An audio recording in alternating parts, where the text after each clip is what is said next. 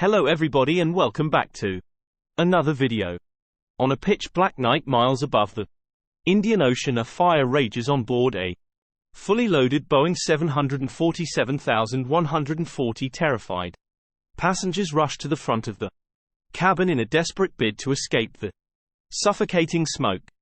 The pilots put the aircraft into a terrifying dive, desperately fighting to get their aircraft on the ground.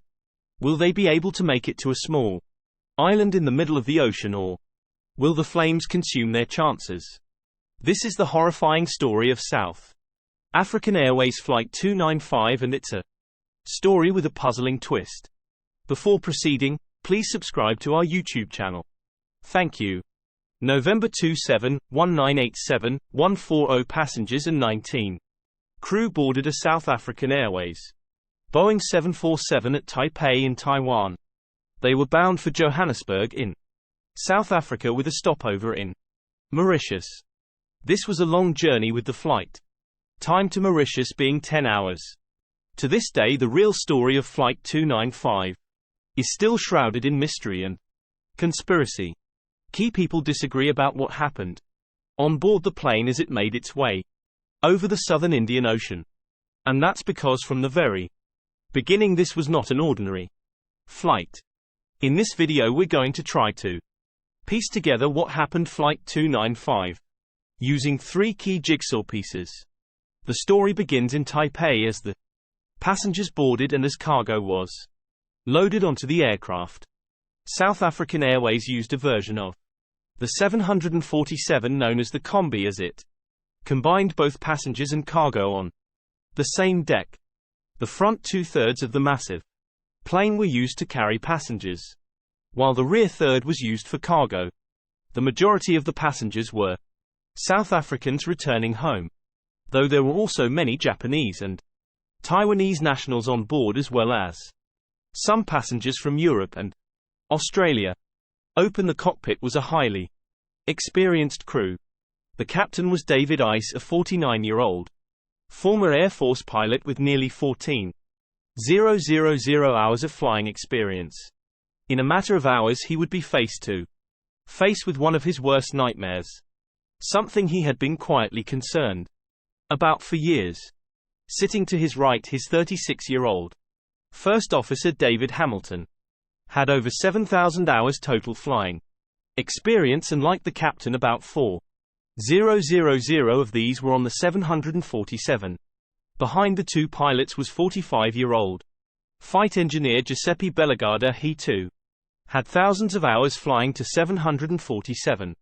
On this night he would be the first to discover the true nature of the emergency. Given the length of this flight, there were two more flight crew in the cockpit, ready to take over during the fight's long cruise over the ocean. These were 37-year-old relief pilot Jeffrey Virtual and 34-year-old flight engineer Alan George Daniel. All appeared normal as the crew righted their massive aircraft for a departure for what was one of the longest routes in the airline's network. But if some accounts of this incident are to be believed, something has already gone seriously wrong. We'll return to what this might be in a moment. At 10:15 that night, the 747 was pushed back from the gate at Taipei. The 140 passengers settled in for the long journey while the pilots began readying their aircraft for takeoff. The route to Mauritius would be an unusual one. In the 1980s, South Africa was an international pariah. It was ruled by an extremist racist government, and this meant that dozens of countries had banned it from flying in their airspace. Flights coming from Europe had to circumnavigate the entire African continent to get to South Africa. And tonight Flight 295 would be no different. It would first have to fly south over the South China Sea, avoiding Southeast Asian airspace before skirting along the Vietnamese coast, and then finally turning southwest to head towards Mauritius. These restrictions would form a crucial part of one of the scenarios which we'll explore shortly. If you're not a fan of restrictions, then you'll need to get Atlas VPN. Atlas VPN allows you to unlock your favorite movies and TV shows from all around the world by bypassing national restrictions. So if you're abroad in a country like China where YouTube is banned, you'll still be able to watch these episodes of Green Dot Aviation.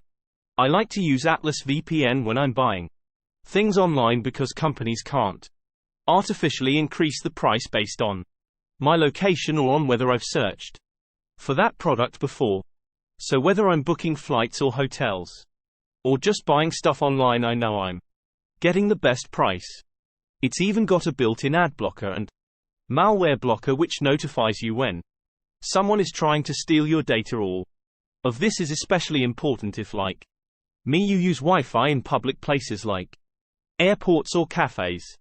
And best of all, Atlas VPN is now running a huge discount by clicking on my link in the video description. Now you can get a 3-year subscription for just $1.99 per month, and this deal covers all of your devices, and if you don't like it, you get your money back with a 30-day money-back guarantee. So click my link in the video description and get your Atlas VPN membership at a huge discount. Now back to the video. At 25 minutes past 10 local time, Flight 295 rocketed down the runway at Taipei and lifted off into the pitch-black sky. The captain turned the plane south and began the long journey towards Mauritius. About half an hour after takeoff, the flight reached its initial cruising altitude high above the South China Sea. The pilots continued south along the planned route, making routine position reports to air traffic controllers at Hong Kong, Bangkok and Kuala Lumpur. So far everything was going to plan.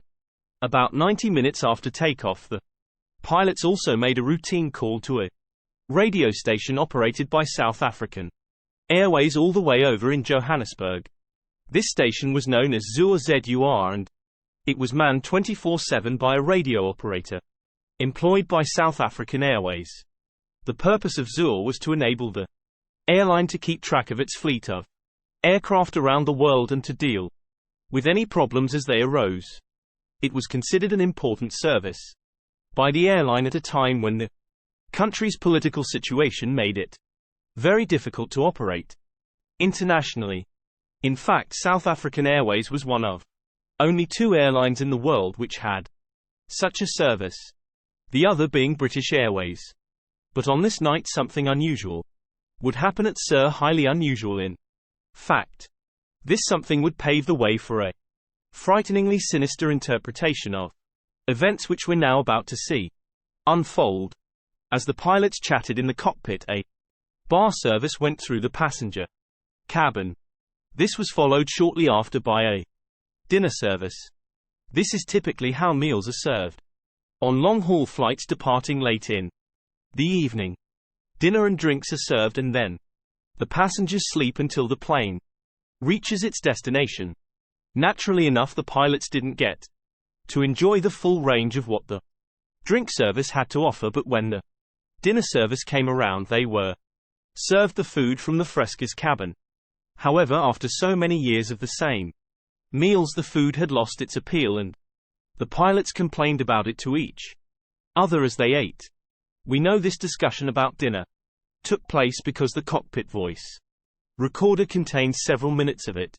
But if you've watched a few of these videos, you know that the cockpit voice recorder only records the final 30 minutes of the flight. And this is where the first peculiarity of this flight emerges. Flight 295 does not crash in the next 30 minutes. In fact, it will spend the next 8 hours traversing the southern Indian Ocean. Why then is there a discussion about dinner on the cockpit voice recorder? Dinner which took place near the beginning of the flight, hours before the plane would end up declaring an emergency to Mauritius Air Traffic Control. This is where the first of those 3 puzzle pieces I mentioned earlier comes in. Let's listen to the audio from the cockpit voice recorder. This reveals the very moment when the quiet calm of the cockpit is disrupted by the first sign of trouble. Foreign. Right now, don't be fooled by the calm and the pilots' voices. They were now facing the worst kind of emergency an aircraft can face: an in-flight fire. If you've seen my video on Swiss Air Flight 111. You know how quickly fire can consume an aircraft. Immediately the pilots of Flight 295 got to work tearing through checklists and trying to determine the nature and source of the fire and extinguish it. Within seconds the extent of the fire was becoming apparent. Those popping circuit breakers the flight engineer mentioned were popping because the fire was burning through the electrical wires they were connected to. This wasn't just some cigarette smoke triggering the smoke alarm. This was fast becoming an inferno. The pilot's instruments indicated that the fire had taken hold in the main deck cargo area just behind the passengers. They had to extinguish it and fast. If they had any chance of making it down alive, they had to act now. But after tripping dozens of circuit breakers, the fire's next victim was none other than the wires connected to the cockpit voice recorder itself. This was the last sound recorded by the cockpit voice recorder as the fire burned through the wiring supplying it with power. As far as our investigation is concerned, we are now left in the dark. And in this darkness lie two possible scenarios. Two beacons of light. Where was Flight 295 when the cockpit voice recorder blinked out of existence? Was it here? Or was it here? To help us answer that question, we need to take a look at the second of the three puzzle pieces. What you're about to hear is the recording of the conversation between Captain Ice and an air traffic controller at Mauritius. This is separate from the recording we just heard, which was internal audio from the cockpit. This audio is a tape recording from the control tower at Mauritius. Do you request a full emergency, please? A full emergency. Thank you. The pilots were now about 200 miles from Mauritius, descending rapidly to 14,000 feet. Now this audio should settle it surely. It shows the plane had made it all the way across the ocean to Mauritius before the fire started.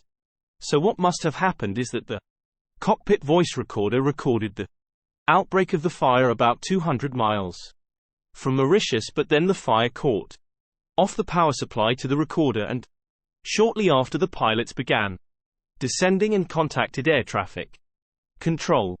It all fits. Except there's still that issue of the discussion about dinner. Pilots did not eat dinner just before beginning the descent. And yet it appears that the fire began just as the pilots were eating their dinner. So we're left with two possibilities. The dinner conversation has the fire starting here, but the air traffic control recording puts the fire here. Which could it be? Foreign. It probably seems fairly obvious at this point that the fire must have broken out close to Mauritius.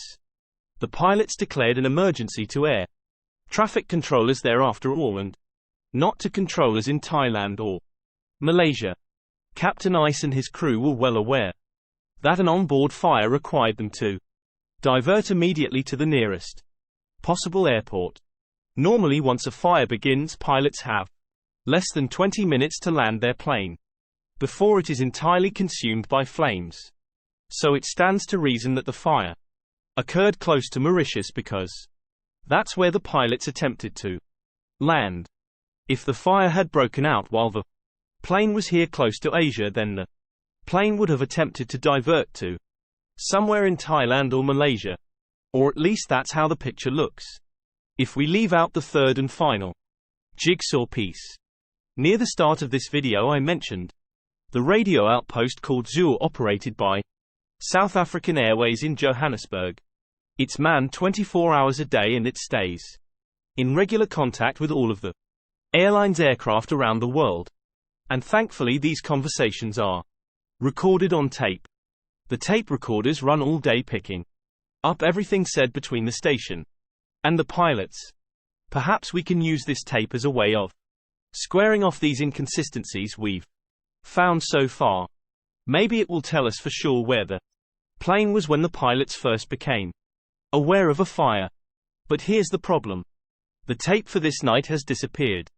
The one from the night before exists, stored safely in Zoor. And the one from the night after exists, too. But the tape which covers the critical period during which Flight 295 would have been in contact with Sir, has vanished. Why might this crucial piece of evidence have disappeared? Is it just an unfortunate coincidence? Or is there something on that tape that South African Airways doesn't want the world to hear? Just like in a jigsaw, when a piece is missing, we can still see its shape in this space it leaves behind. The very absence of the zoo tape is itself a piece of evidence. And that evidence points us to a disturbing scenario. One which involves not one fire, but two. Consider the following. In 1987, South Africa was engaged in a violent war against its next-door neighbor Angola. To fight this war, it needed massive supplies of weaponry and equipment. But it had a major problem. South Africa was under an arms embargo at the time, which made it exceedingly difficult for the military to get its hands on the weapons and equipment it needed. As a result, the country's government did the unthinkable. It began to use commercial passenger jets to transport weapons of war in order to fuel its military operations in Angola. Specifically, it contracted Arms Corps and military arms manufacturer to supply it with missiles, chemicals and other arms, which it loaded on board passenger aircraft operated by South African Airways. Foreign officials at the airline had been employed by Arms Corps and were all too happy to use the airline to transport these goods. Many pilots who flew for South African Airways were aware that this was taking place and were uncomfortable with the practice. In fact, in interviews in the years following Flight 295, Captain Ice's own wife had recalled that on numerous occasions her husband had expressed his concerns about being forced to sign off on cargo which he felt was unsafe to carry. Importantly, South African Airways was in serious breach of international law for doing this. If it was found to be carrying weapons of war on board passenger aircraft, the airline would be done for. South Africa would be shut off from the rest of the world. With this established, let's go back to that third puzzle piece, the missing Zur tape. See where it fits. Let's play out a scenario which fits the available evidence. It's the middle of the night and South African Airways Flight 295 cruises high above the South China Sea. As the pilots chat amongst themselves, an alarm sounds in the cockpit. In the cargo compartment just behind the passengers, smoke has started billowing out from one of the pallets. The pilots immediately begin grappling with the problem, running through the checklists to put the fire out. The captain knows that this fire could have been started by weaponry which was illegally smuggled on board by South African Airways. He also knows that if he declares an emergency to air traffic control and manages to make it down to a nearby airport, his plane will be inspected upon landing. And he knows that if this inspection turns up illegally carried weapons, the airline is done for. South Africa would lose its national airline and he would lose his job. As the pilots go through the checklist and attempt to extinguish the blaze, Captain Ice has a decision to make. If he can put the fire out, should he continue to Mauritius or land immediately? He radios Zur in Johannesburg and asks the airline for guidance. The radio operator consults with senior officials at the airline, who ordered the captain to extinguish the fire and continue to Mauritius. They know that if Flight 295 declares an emergency and lands now, it's game over for the airline. In this scenario, the pilots manage to extinguish the blaze and then continue on to Mauritius, where a few hours later the fire reignites and spells disaster.